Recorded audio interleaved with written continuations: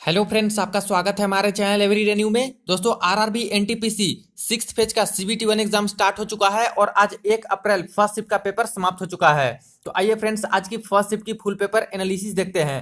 सबसे पहले बात करें कि सिक्स फेज में क्वेश्चन की डिफिकल्टी लेवल कैसी आ रही है, क्या यहाँ पे कुछ पैटर्न में चेंजिंग देखने को मिल रहे हैं या फिर नहीं मिल रहे हैं। तो देखिए फ्रेंड्स, अभी तक जो रिव्यू मैंने लिया है उसके अकॉर्डिंग देखा जाए तो कोई भी चेंजिंग इसमें नहीं है। पैटर्न में सेम टू सेम जिस प्रकार से फर्स्ट फेज में, सेकंड फेज में, third phase, fourth phase, fifth phase में एग्जाम लिए गए हैं, उसी तरह का लेवल यहाँ पे मेंटेन किया जा रहा है।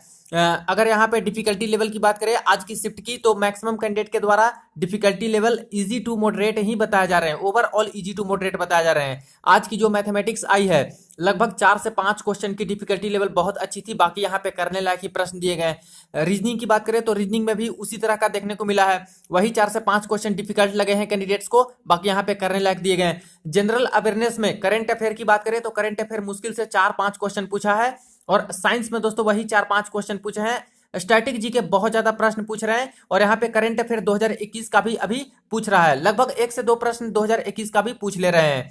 अटेम्प्ट की बात करें फ्रेंड्स, तो किन्हीं कैंडिडेट के अटेम्प्ट 81 रहे हैं, किन्हीं के 86 रहे हैं, किन्हीं के 78, 72, 68 इस प्रकार से अटेम्प्ट रहे हैं जिन जिन कैंडिडेट से मैंने आज रिव्यू लिए हैं। तो चलिए सारे क्वेश्चन आज के देख लीजिए। तो ये रहे फ्रेंड्स आज के फर्स्ट शिफ्ट के क्वेश्चन। देखिए, आज के फर्स्ट शिफ्ट में एक सवाल पूछा था योजना से रिलेटेड।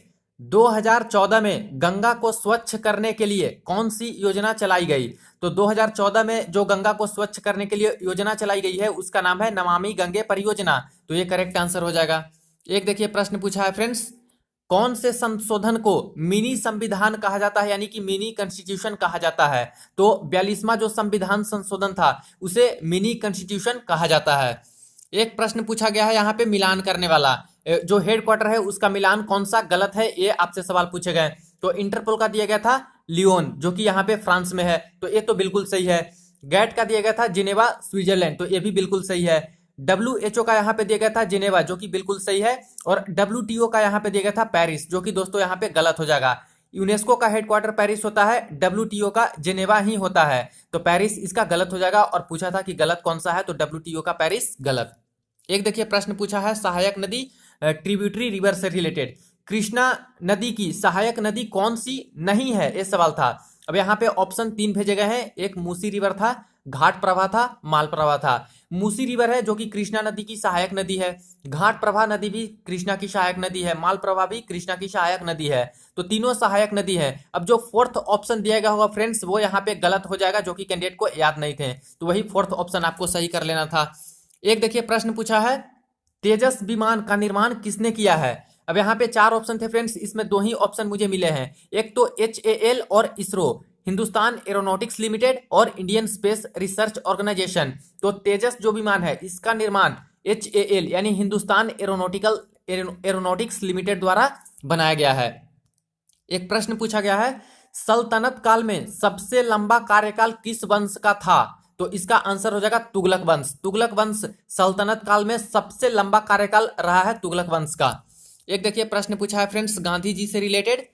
गांधी जी ने 1919 में एक दिन का भूख हड़ताल की घोषणा किसके लिए किया था? तो वहां पे 4 ऑप्शन था, उसमें एक जालियांवाला बाग हत्याकांड भी दिया गया था।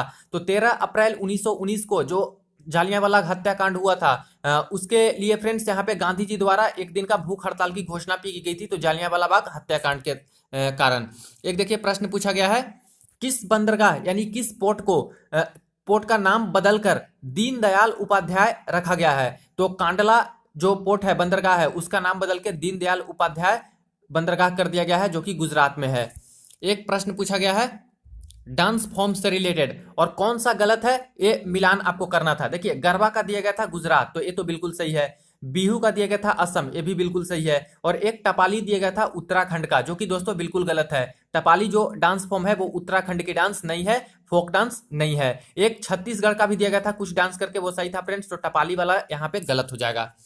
एक प्रश्न देखिए पूछा गया है पानी में खोए हुए वस्तुओं का पता लगाने के लिए अल्ट्रावायलेट किरणों का उपयोग किस यंत्र के द्वारा करते हैं? अब देखिए इसको काफी थोड़ा लंबा किया गया है क्वेश्चन को। सिंपल सा यही पूछा जा रहा है कि पानी में जो खोई हुई वस्तु होती है उसको ढूंढने के लिए क्या उपयोग किया जाता है? तो सोनार का उपयोग किया जाता है। और जो आसमान में चीजें रहती है जैसे एरोप्लेन हो गया, कोई मिसाइल हो गया, ये सब का पता लगाने के लिए रडार का हम लोग यूज करते हैं। तो पानी के अंदर कोई कोई वस्तु खोई हुई है वहां पे सोनार का यूज करेंगे।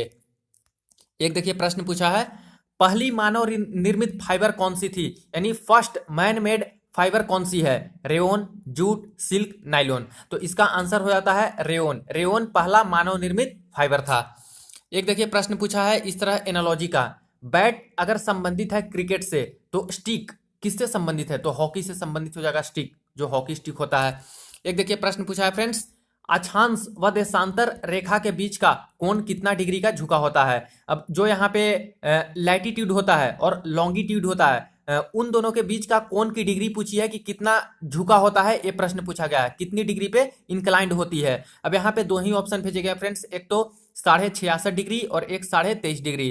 तो इसका आंसर आप लोग बताइएगा कमेंट सेक्शन में कि जो अक्षांश व देशांतर रेखा होती है उसके बीच की कोण कितनी डिग्री तक झुकी होती है, इंक्लाइंड होती है। क्योंकि कई सारे कैंडिडेट हैं जो कि 66.5 लगा के आ गए हैं, कई सारे कैंडिडेट हैं जो कि 23.5 लगा के आए हैं। तो आपको अगर करेक्ट इसका आंसर पता हो कमेंट सेक्शन में आप लोग जरूर लिखिएगा। एक देखिए प्रश्न पूछा है फ्रेंड्स, पहला डिजिटल कंप्यूटर का नाम क्या था। और पहले भी ये प्रश्न 2-3 बार पूछ लिया गया फ्रेंड्स। तो डिजिटल कंप्यूटर फर्स्ट कौन सी है, तो इनियक है। एक बार तो यहाँ पे इसका फुल फॉर्म देके ही पूछ दिया गया था, जो कि काफी डिफिकल्ट बना दिया गया था। देखिए फ्रेंड्स, एक प्रश्न पूछा गया है, प्रधानमंत्री श्रमयोगी मानधन योजना किससे संबंधित है। तो श्रमयोगी मानधन योजना जो है पीएम की, वो असंगठित क्षेत्रों के श्रमिक के लिए है। तो श्रमिकों के लिए है, लेकिन किस श्रमिकों के लिए, तो असंगठित क्षेत्रों के श्रमिकों के लिए।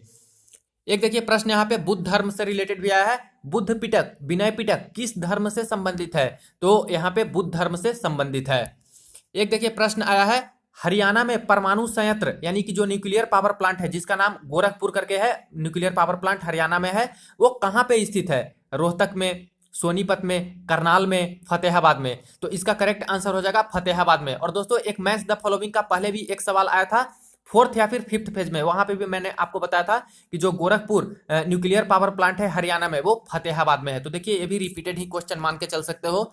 एक देखिए प्रश्न पूछा है फ्रेंड्स एनालॉजी का, किलोग्राम रिलेटेड अगर मास से है यानी द्रव्यमान का केजी है, तो किलोमीटर का क्या हो जाएगा, स्पीड, लेंथ, फोर्स। तो लेंथ का हो जाएगा किलोमीटर। एक देखिए प्रश्न पूछा है, आरबीआई की स्थापना कब हुई थी।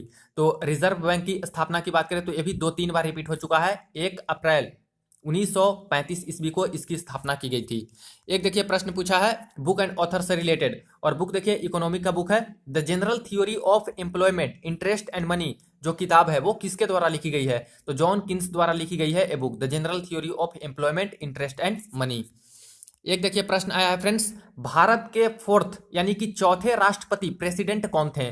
तो फोर्थ प्रेसिडेंट यहाँ पे पूछ लिया गया है, तो जिनको क्रम याद होगा वो कैंडिडेट इसको सही करके आए होंगे।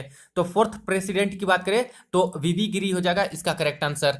एक देखिए प्रश्न पूछा गया फ्रेंड्स, तत्बोधिनी सभा की स्थापना किसने किया था। तो 4 ऑप्शन था फ्रेंड्स, वहां पे एक देवेंद्र नाथ ठाकुर का भी ऑप्शन था, तो यही करेक्ट आंसर हो जाएगा, देवेंद्र नाथ ठाकुर द्वारा ही तत्बोधिनी सभा का स्थापना किया गया था।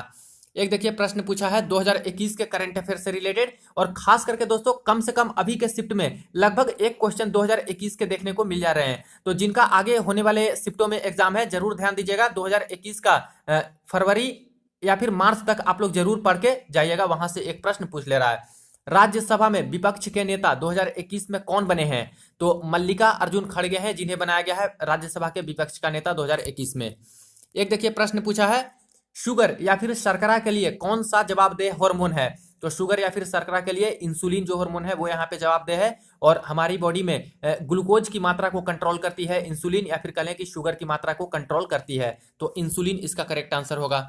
एक देखिए ऑड वन आउट करके पूछा था, इसको केमिस्ट्री का सवाल मान सकते हो। यहाँ पे फ्लोरीन दिया गया था, ऑक्सीजन दिया गया था, हाइड्रोजन था और आयरन था। इसमें बोला गया था कि ऑड वन आउट क्या हो जाएगा। तो ये जो तीनों एलिमेंट है ऊपर वाले, फ्लोरीन, ऑक्सीजन और हाइड्रोजन, ये तीनों गैस अवस्था में होती है, लेकिन जो आयरन है यहाँ पे सॉलिड अवस्था में होती है। तो आयरन यहाँ पे हो जाएगा ऑड वन आउट। एक देखिए प्रश्न पूछा है friends, Sri Lanka is island then India is what. ये प्रश्न था कि अगर श्रीलंका आइलैंड है तो इंडिया क्या है, प्लेट्यू, ओशन, एशिया, इस तरह के ऑप्शन थे।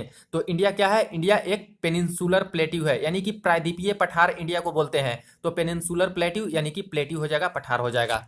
एक देखिए प्रश्न पूछा है फ्रेंड्स, जलप्रपात यानी वाटरफॉल से रिलेटेड, धौलाधार जो वाटरफॉल है वो किस नदी पर है। तो नर्मदा नदी पर है धौलाधार वाटरफॉल, धौलाधार जलप्रपात। एक देखिए प्रश्न आया है, महात्मा बुद्ध के टीचिंग्स यानी शिक्षा से संबंधित किसमें है। अब देखिए महात्मा बुद्ध की जो टीचिंग्स है, शिक्षा के बारे में बताया गया है, वो किससे संबंधित है? हीनयान शाखा से, महायान शाखा से, जैन से। तो ये तो गलत हो जाएगा। अब या तो हीनयान शाखा होगा या तो महायान शाखा होगा।